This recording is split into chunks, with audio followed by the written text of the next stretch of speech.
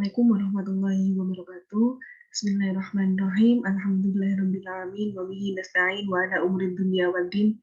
Wa sallallahu ala sayyidina Muhammadin wa ala alihi wa sahbihi ajma'in. Amma ba'd. Jadi pada pembahasan kali ini saya akan membahas tentang cara pembuatan buku vokasi. Perkenalkan terlebih dahulu, nama saya Azhar Wanda, NIM 186300110.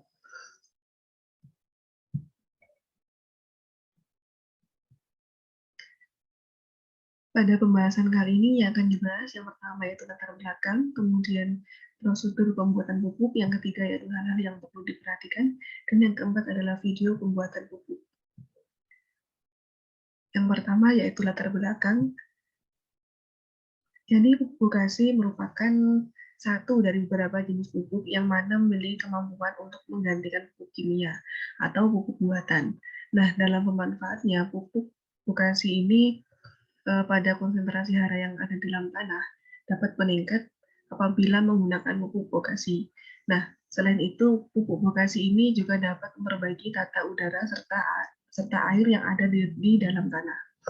Nah, kemudian pupuk vokasi ini terbuat dari fermentasi limbah pertanian dan peternakan, yaitu pupuk kandang, sapi, atau kambing. Kemudian juga terbuat dari sekam, dedak, dan juga menggunakan EM4 atau Effective Microorganism Form, atau juga MOL atau mikroorganisme lokal. Nah, pada EM4 ini terdapat bakteri pengurai dari bahan organik, yaitu yang mengandung Azobacter sp, Lactobacillus sp, jamur pengurai selulosa, bakteri fotosintetik, dan ragi.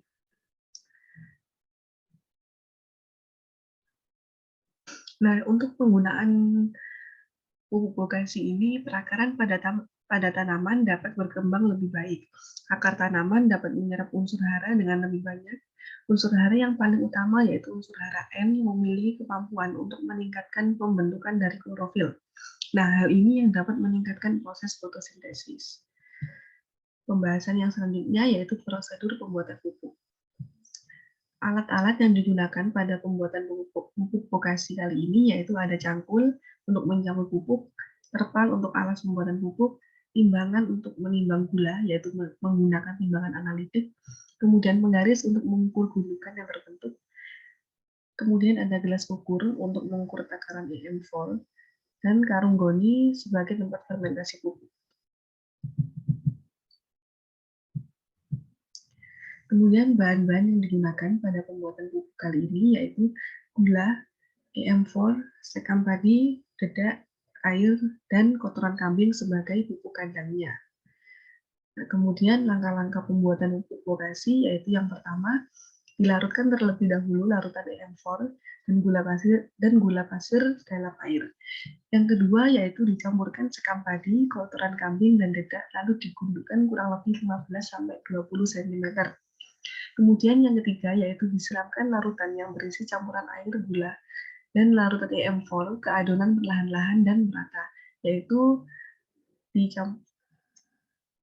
disiramkan larutan yang berisi campuran air, gula, dan EM4 itu ke adonan yang berisi sekam padi, kotoran kambing, dan dedak tersebut, perlahan-lahan sampai merata.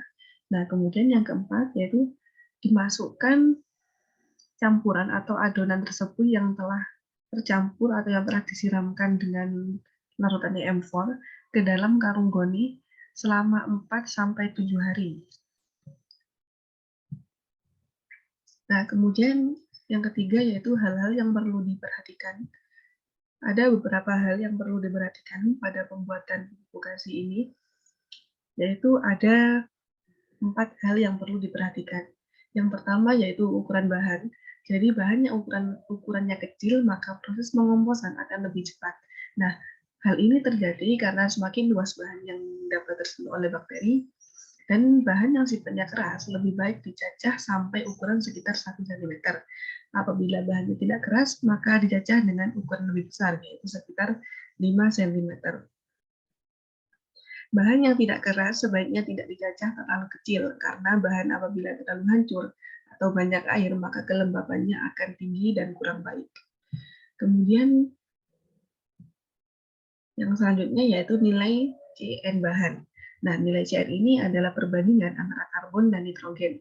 Mikroba memecah karbon untuk sumber energi, kemudian menggunakan nitrogen untuk mensintesis protein.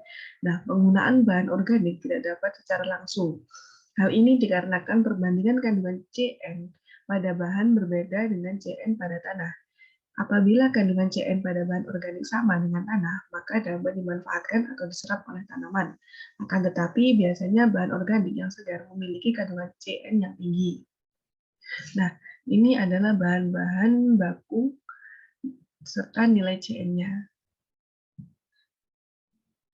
Kemudian hal yang perlu diperhatikan yang selanjutnya yaitu jumlah mikroorganisme. Dari penambahan mikroorganisme pada pembuatan pupuk vokasi ini sangat penting, yaitu untuk proses fermentasinya. Jadi mikroorganisme dapat menggunakan mol atau EM4, yang mana mol ini merupakan mikroorganisme lokal dan EM4 merupakan efektif mikroorganisme. Dan bertambahnya mikroorganisme yang digunakan, maka diharapkan proses pembuatan pupuk akan semakin cepat. Kemudian yang terakhir yang perlu diperhatikan yaitu komposisi bahan. Jadi komposisi pupuk ini dengan bahan-bahan organik lebih cepat dan baik. Bahan makanan juga dapat ditambahkan pada pembuatan pupuk. Kemudian juga perlu untuk ditambahkan zat yang dibutuhkan untuk mikroorganisme. Oke, itu saja hal-hal yang perlu diperhatikan. Dan kemudian pembahasan yang selanjutnya atau yang akan dijelaskan selanjutnya adalah video pembuatan pupuk, yaitu seperti berikut ini. 세상에 멍소리 부정하게 커버린 골칫거리 outsider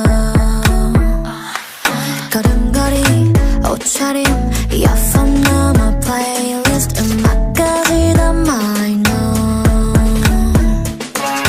넌 빠르지 널 꿈꾸게 위 환한 빛 조명이 내려도 전이 결국 알게 될 길 더 원한 언니 You're my celebrity 잊지 마 넌 흐린 어둠 사이 왼손으로 그린 별 하나 보이니 그 유일함이 얼마나 아름다운지 말야 You're my celebrity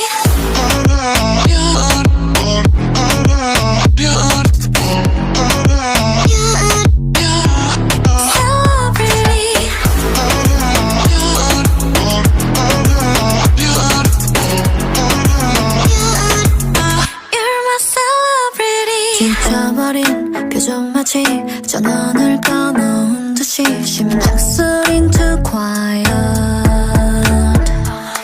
네가 가진 반짝거림 상상력 아이덴티티까지 모조리 tired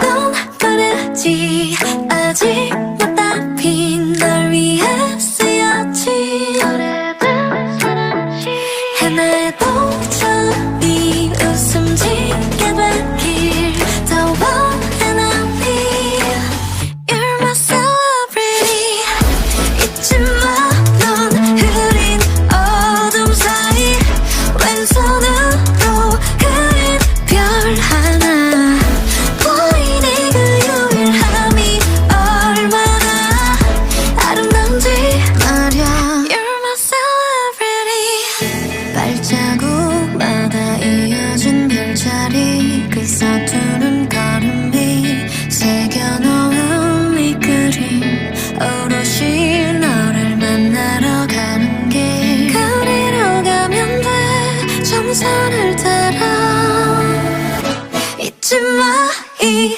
오랜 겨울 사이